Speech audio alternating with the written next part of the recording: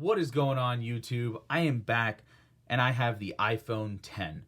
I picked up the iPhone 10 this morning from the Apple Store. I got it in 64 gigs in white. I know a lot of people say 64 gigs is too little for storage, but I do have the iCloud storage plan that gives me 2 terabytes of data, so I really don't need much storage. So here's what we're gonna do. I'm gonna do a quick unboxing, I'm gonna set it up, I'm gonna come back, and then we're gonna do like an in-depth review.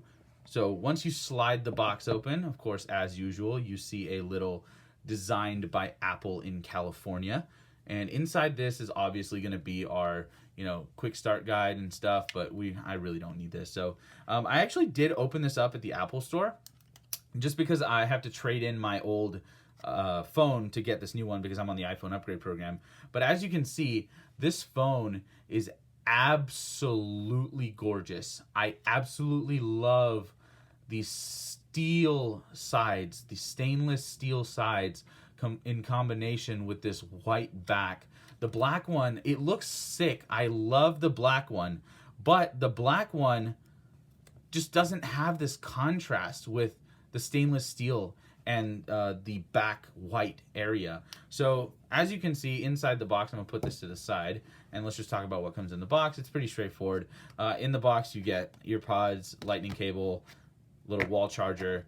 That's it. So I'm gonna go ahead and set this bad boy up and get some Face ID going, and then we'll test out Face ID. We'll check out, the gestures because there is no home button. So I'm gonna go do that and I'll be right back. All right, so I've had a chance to set up my iPhone. As you can see, all my apps are slowly being downloaded from my backup. Let's talk about the biggest feature of this new iPhone. It's going to be this screen. The screen is actually bigger than the iPhone 7 Plus, but it fits in a smaller case because they've done this edge-to-edge kind of display where you just don't have those thick bezels on the top and bottom. And eliminating the home button obviously has got, has cut down on the space that they need for the actual device. So, everything kind of runs on gestures to kind of swipe to home. We're gonna go ahead and go up instead, and then control center comes down from here, and there's no home button, like I said. And I found myself, I've only had this phone for about like 2 hours now, and I keep trying to click something down here, so it's gonna take some learning to not click the button because there is no button. But a lot of these major apps such as Snapchat have already been updated for the iPhone X. So as you can see, the top, kind of the screen fits completely into those notches. And then some apps like Spotify, surprisingly, haven't been updated. And I don't know if you guys can tell, but there's 2 like black bars that kind of show up. And then these are the black bars that, this is how big the screen would have been on the old iPhone 7 and 7 Plus and stuff like that. But they're not updated, so you're going to see these black bars, which is kind of, it comes with, a brand new device with brand new screens. And it happened when we jumped from the iPhone 5 to the iPhone 6 or 6 Plus. It took some developers a long time to get it. But Spotify, I'm expecting a couple days max, and then we'll see it. And another thing I did actually notice is when you go ahead and type something, whether it be anything, like in Safari or Messages or Snapchat or anything like that, you'll get this like wide bar at the bottom. And I'm assuming that's just because they're trying to not have the keyboard kind of fit into this bottom portion of the screen. But personally for me, I really do think they need to kind of move this down just a tad, so that way there's not such an awkward bar at the bottom. This kind of clearly shows the remnants of the iPhone 7 and 7 Plus integrated into the software. So I think they need to figure out, a way to get this down and cut this down, and maybe just a small line at the bottom right here for the swipe up gesture. That's another thing I noticed just, within the 2 hours that I've been using this phone. But I absolutely love this phone. And let's talk about the exterior real quick. The camera has been updated, so both the wide lens and the other one have optical stabilization, which is really cool. And then, of course, like I said, the stainless steel finish around the edges of the white iPhone just absolutely look amazing. I can't get enough of the edge-to-edge display combined with this kind of chrome stainless steel finish, and it's just absolutely insane.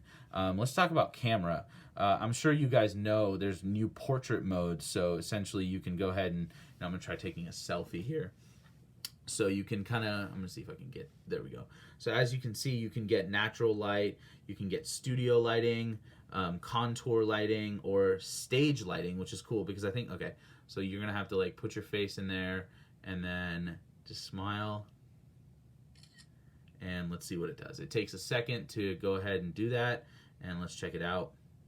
And hey, of course it's not perfect, and that's probably because I was taking it at such a weird angle, but it definitely took the kind of like backdrop out of it and just put a black background. And then you have your stage light mono, which is just going to give you like a black and white effect, which is really cool. I think this only comes into play with this Face ID camera that's up here in this sensor bar right here. And speaking of Face ID, I don't know why we didn't talk about this before, but Face ID, let's go ahead and check that out. I actually haven't set up Face ID yet because I wanted to do it on video. So let's go ahead and find Face ID. Here it is, Face ID and passcode. So let's go ahead and set up Face ID real quick. All right, how to set up Face ID. First, position your face in the camera, and then move your head in a circle, yada, yada, yada. All right, cool. So let's go ahead and check it out. So it says position your head in the frame. I've done that. So now I have to make a circle with my nose, so I'm going to fill in this circle. And first Face ID scan has been completed. And let's go ahead and do another one.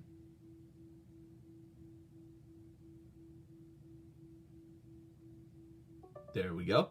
So now Face ID is ready to use. So let's go ahead and check it out. Why not? All right, enter passcode when Face ID is not in. Okay, I'm just going to hit 0000. For now. That's fine. I don't care. I'm going to change the password eventually, so it's fine. We'll just do that for now.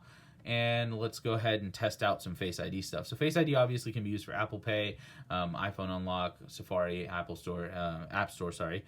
And let's go ahead and check it out. So essentially all you're going to do for Face ID is you're just going to tap the phone, and you see that little icon at the top. It's either going to be locked or unlocked. So there we go. So I just looked at my phone, and now it's unlocked. So there we go. That's how quick it is. So let's just go ahead and raise. And there we go. So if you notice how quick that is, so let's raise it, look at it, and swipe up. It's very, very quick. And I think it may be a little delayed just because I haven't taken the protective plastic off of the phone yet, because I'm actually waiting to put my screen protector on here. But let's check that out again. So we're going to raise it, we're going to look at it, and swipe up.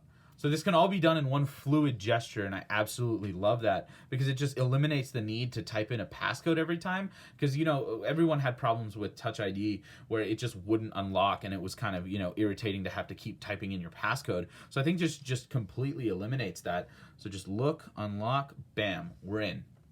So I actually think that is a game changer when it comes to facial recognition. I know like Androids have had that for years, but I think Apple has really perfected it and has given us something that is a refined product, which is why I absolutely love iPhones, is because they don't just push something out to you just because they can. They wait until it's refined and they give you something that's absolutely game-changing. This is what I actually think about the iPhone X. The iPhone X is one of the best smartphones out there, arguably the best smartphone out there in my opinion, and I think it packs so much functionality into such a little sleek body that it's just unmatched in any other category. I absolutely love the iPhone X. I can't wait to see what I can do with this in terms of filming, pictures, and stuff like that. So I hope you liked this video. Don't forget to rate, comment, and subscribe.